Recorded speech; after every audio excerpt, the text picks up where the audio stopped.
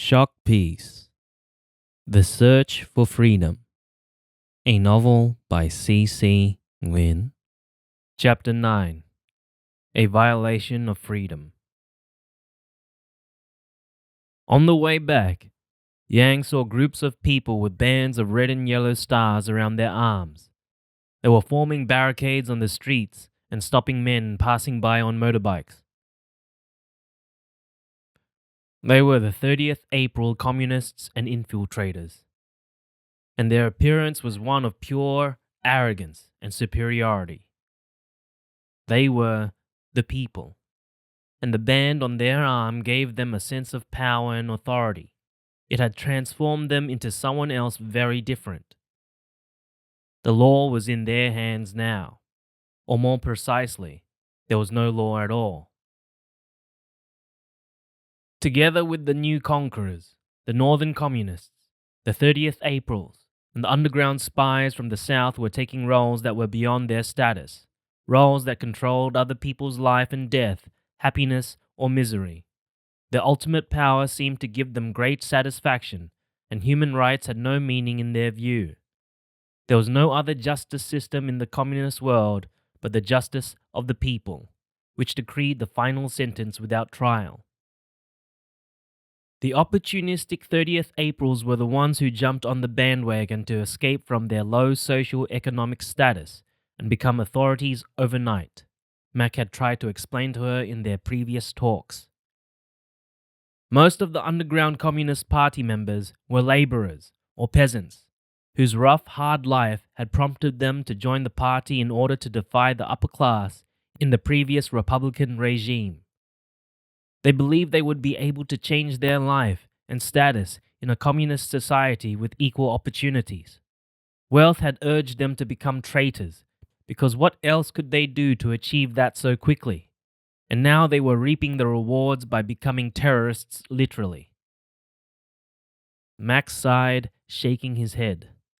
Other underground communists were university undergraduates and high school students who were gullible in believing in ideal doctrines of collectivism and communism like most youths of their era. Our world is divided into two main ideologies, and it's always the lesser one that attracts the young minds. I wouldn't blame them, because who would support capitalism if they only see themselves as Robin Hood in an oppressive world? Collectivism or communism will never work in reality, Mac raised his voice. Human nature is naturally selfish, he smiled. We work hard for our own needs first before thinking of others, and the communists ask their people to think otherwise, which is the reverse side of human nature. It's unrealistic, and that's that, Mac concluded flatly. They were sitting in silence, their hands entwined and their minds mulling over their thoughts. Mac stood up, and more or less, trying to find explanations for the sad facts of treachery, said, "On the other hand, it's easy to see that the two classes in the new era of post-war Vietnam, the 30th Aprils and infiltrators, are the willing subordinates of their new leader. Those two classes were gaining in confidence and influence from the National Liberation Front and the party by performing many outrageous acts in those early days of uncertainty.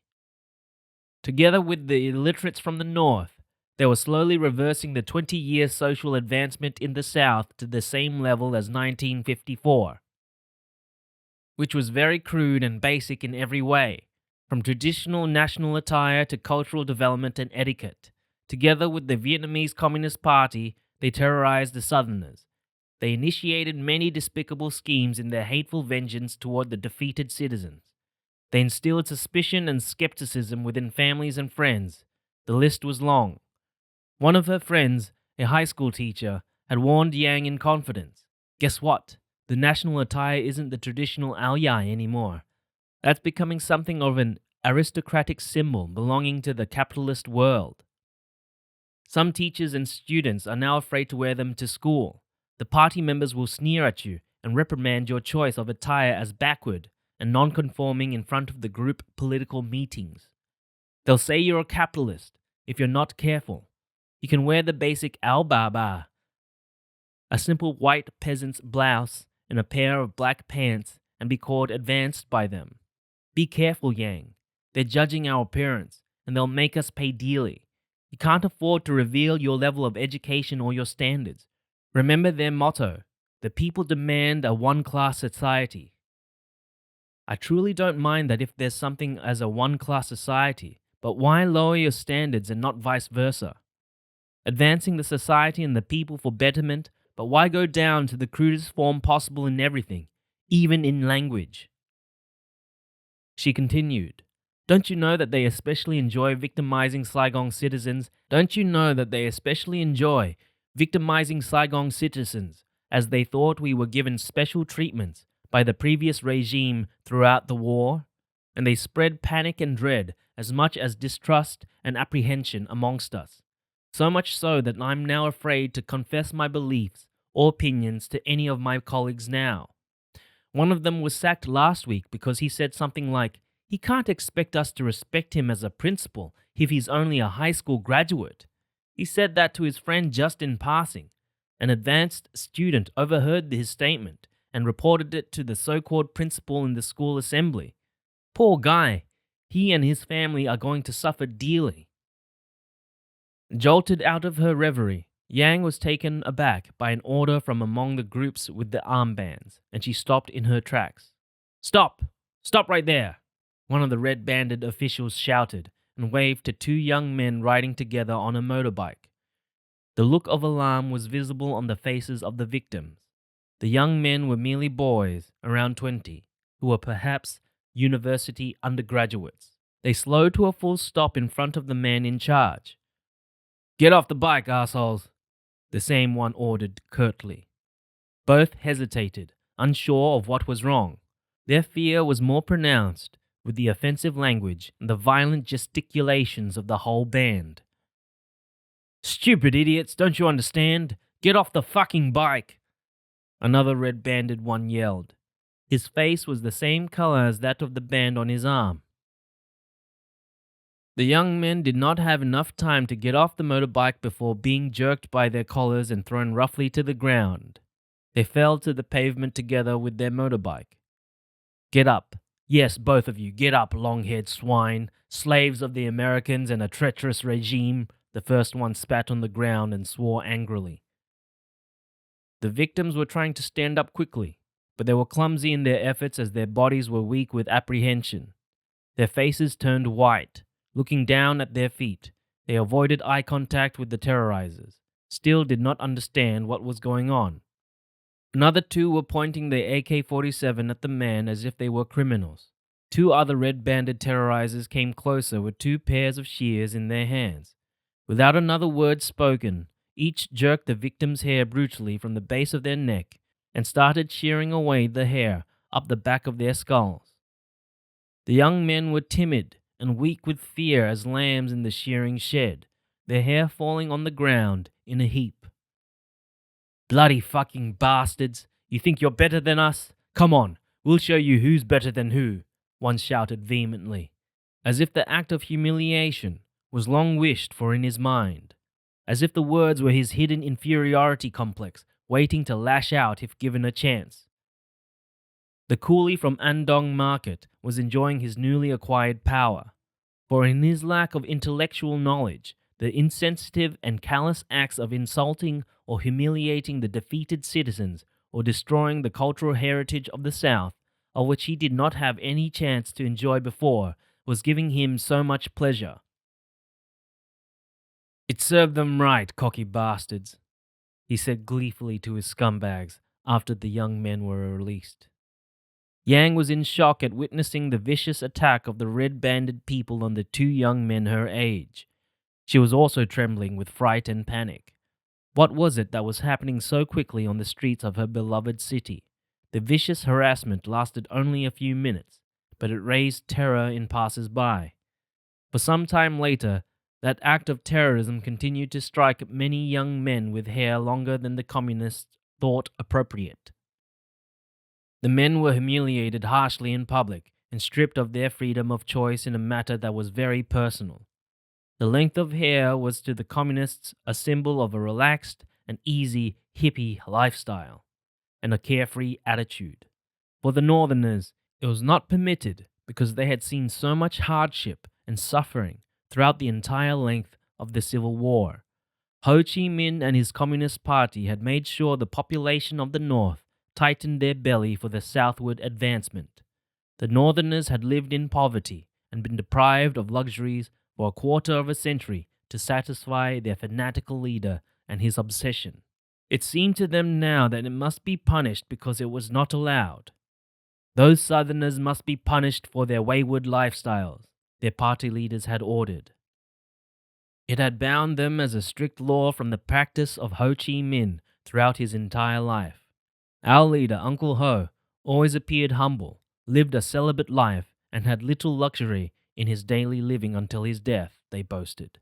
However, there were stories now from his own party members revealing his hypocrisy, with hidden whims and strings of women, whose death followed quickly after his secret sexual involvement with them to protect his facade.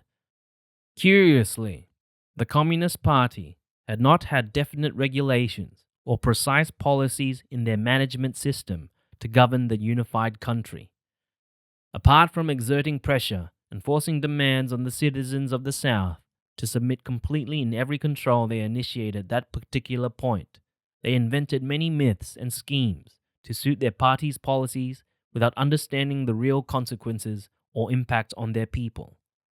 Their capabilities were rudimentary, with only a limited number of academics or professionals to govern the country, and they had only a vague idea of how to take over the administration of a new territory. South Vietnam was completely different to their expectation in every way. It was the case of hit and miss, and the result was that the local authority had the power to preside over the matter at hand as it came along. From the moment Saigon fell, news from Vietnam was completely blocked, and there was no connection to the outside world. Total ignorance of their current situation apart from propaganda or misleading information from the state government pushed the Southerners further down into their abyss. Unlike the 21st century where information is at everyone's fingertips, Vietnam in 1975 was isolated and forgotten. The citizens were in a dark tunnel without any light on the horizon, and they experienced fear that seemed to spread as rapidly as an infectious disease. Once commenced, it was unstoppable, as during that delicate time, the Southerners had had no immunity. They were defenseless and unprotected, like abandoned orphans thrown out on the streets naked, unloved, and uncared for. The orphans were left on their own, vulnerable and helpless in the hands of their newly adoptive parents, who had no concern and cared even less about their welfare. The Southerners were totally under the mercy of their communist victors, who took pleasure in instigating tortuous treatment on lesser beings without any concerns for human rights. The orphans were deprived of care and attention for 12 years, as if the world had passed its limit for extreme compassion at that time and found it easier to ignore. They were nameless, pitiful, non-existent citizens of a vanquished country from a war that nobody wanted to remember. From 1975 until 1987, the suffering and horrific experiences of the citizens of the South was poorly documented, especially the torment and affliction of the enemies of the Vietnamese communists, of their own countrymen from the Civil War.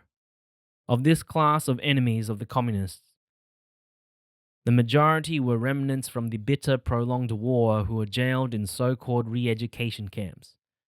They were ex-government officials, judges, lawyers, armed forces personnel, religious leaders, ex-US employees, and whoever the communists thought of as their enemies.